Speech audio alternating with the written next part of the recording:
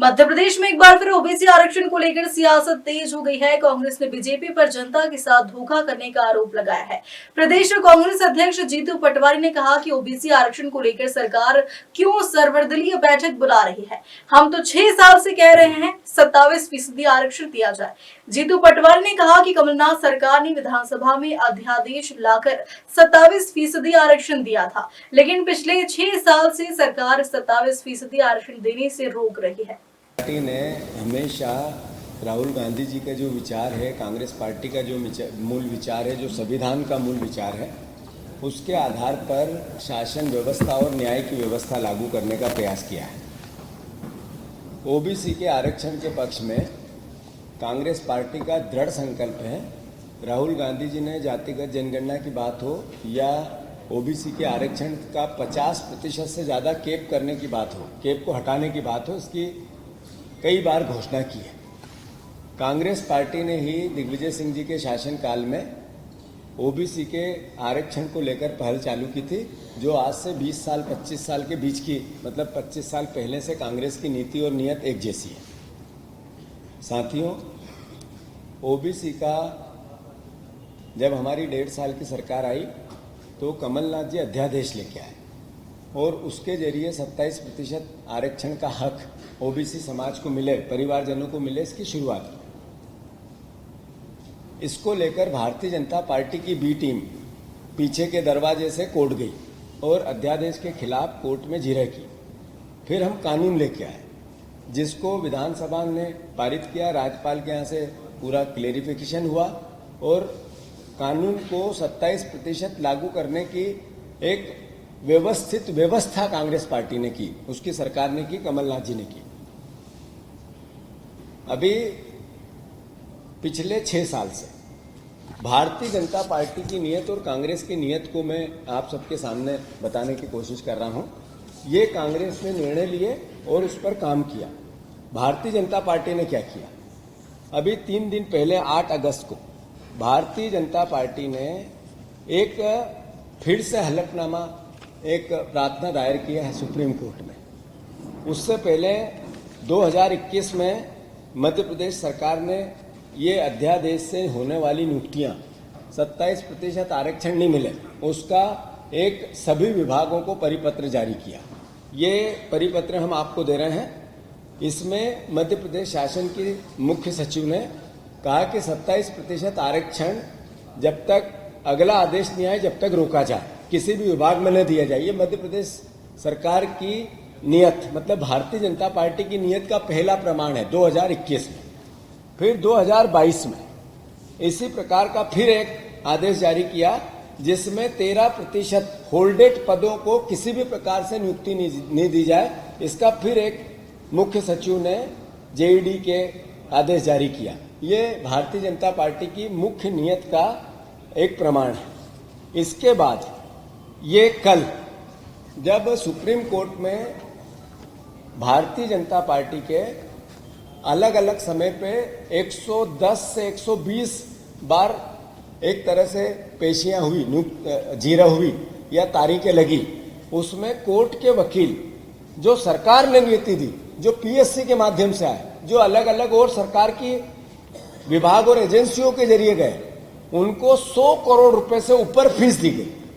उसका भी प्रमाण मैं अभी पेश करूंगा। 100 करोड़ से ज्यादा उसकी फीस दी गई। उसमें हमारे विधायक सुनील उइके ने सवाल किया सरकार से विधानसभा में कि आपने ओबीसी आरक्षण के संदर्भ में कितने वकीलों को नियुक्ति को एक तरह से बुलाया और सरकार का पक्ष रखने के लिए निर्णय लिया और किस वकील की कितनी फीस निर्धारित की। तो जो सॉलिसिटर जनरल देश के हैं, उनको एक जिरे की 25 लाख रुपए एक बार तारीख लगी है। अगर उनने बहस किया नहीं की तो भी सरकार ने दिए। जो सेकंड उनके वकील थे, सबके नाम सही थे, तो मैं मानता हूं कि ये नाम और ये पूरी भी आपको रिकॉर्ड देंगे। मतलब कुल मिला के कहने का अर्थ ये है कि सरकार ने इस ओबीसी के आरक्षण को रोकने पर सरकारी पैसे से 100 करोड़ रुपए बीजेपी ने खर्च किया। और अब भारतीय जनता पार्टी बार बार शिवराज सिंह चौहान ये कहते हैं कि ओबीसी को आरक्षण मिलना चाहिए और हम इसके पक्ष में। बार बार मोहन यादव ये कहते हैं कि ओबीसी को आरक्षण मिलना चाहिए और बीजेपी की सरकार इसके पक्ष में। अभी एक दिन उन्होंने कहा कि कोई पर्ची पे कानून बनता है क्या, मतलब उन्होंने अपमान किया उन विधायकों का, उन विधानसभा का, राज्यपाल का, और पूरी इन्हीं अधिकारियों ने कानून बनाया था उनका अपमान किया, कार्यपालिका का अपमान किया। मतलब मुख्यमंत्री को इतनी समझ नहीं है कि अगर कानून बना है तो वो विधानसभा से पास हुआ, राज्यपाल ने किया, कानून लागू हो गया, पर्ची पे होता है क्या? तो पर्ची पर कानून बनने को लेकर जिस तरीके से मुख्यमंत्री का बयान था, वो एक तरफ तो ओबीसी वर्ग को उसके साथ धोखा था, अन्याय था, एक तरफ वादा खिलाफी थी, और दूसरी तरफ पूरी व्यवस्था का अपमान था।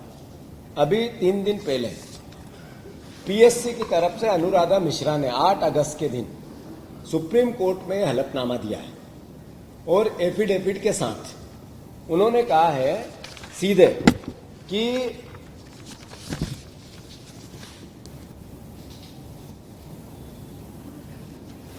most humbly and requestfully please before the honorable court many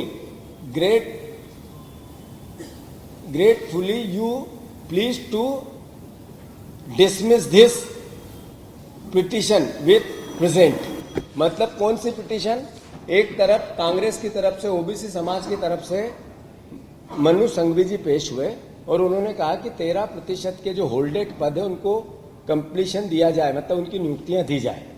ये पीएससी ने सरकार के द्वारा एजेंसी है, उसने हलफनामा पेश किया है, उसने एफिडेविट पेश किया, और ये कहा अनुराधा मिश्रा उनकी पीएससी की तरफ से वकील थी, और उन्होंने कहा कि ये पूरे होल्डेड पद रोके जाए। ये एक तरह से सरकार के असली चेहरे को बताते हैं। ये मैं आप सबके सामने पेश करेंगे। इससे हुआ क्या? ये 1 लाख से ज्यादा अभ्यर्थी प्रभावित हो रहे हैं। पीएससी के 10,000 से ज्यादा अभ्यर्थी जो इनकी नियुक्तियां होनी थी वो प्रभावित हो रहे हैं। कई परिवार के लोग ओवर एज हो गए इसी पूरे घटनाक्रम में, कई ने आत्महत्या कर ली, कई परिवार के लोगों की शादियां टूट गई, पूरा परिवार प्रभावित हो गया। ये सब परिस्थितियां इस बात का घोतक है कि भारतीय जनता पार्टी की नीति करनी और कथनी में अंतर है, नियत में और लोगों के बाद सामने बात करने में अंतर है। मोहन यादव जी, मैं बहुत विस्तार से इस बात को कहना चाहता हूं कि जब आप इस तरह की हरकतें करते हैं, व्यवहार करते हैं, तो ओबीसी समाज देखता है। भारतीय जनता पार्टी आरएसएस के एजेंडे पे काम करना चाहती है, आरक्षण का विरोध करना चाहती है, ओबीसी समाज को आरक्षण नहीं देना चाहती है। कोर्ट ने इनको एक बार कहा कि आपको किसने रोका है कानून लागू करने से? सुप्रीम कोर्ट ने कहा, एक जिरे पे कहा, दूसरे पे कहा सुप्रीम कोर्ट ने कि यह अवमानना है कानून लागू न करना।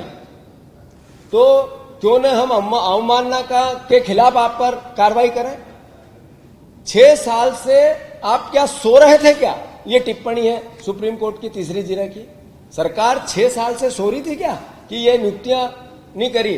इन 3 टिप्पणियों से सुप्रीम कोर्ट की इस सरकार के असली चेहरे को सभी प्रदेश के सामने एक तरह से बताने में सहायता होती है कि सुप्रीम कोर्ट ने कहा इसमें नरसिंहा जी और चंद्रचूड़ जी, ये 2 चीफ जस्टिस थे, उनकी दोनों की सेम बेंच पे इस तरह की बात आई जो टिप्पणी हुई, जिसमें हाई कोर्ट ने इनके असली चेहरे को बताया।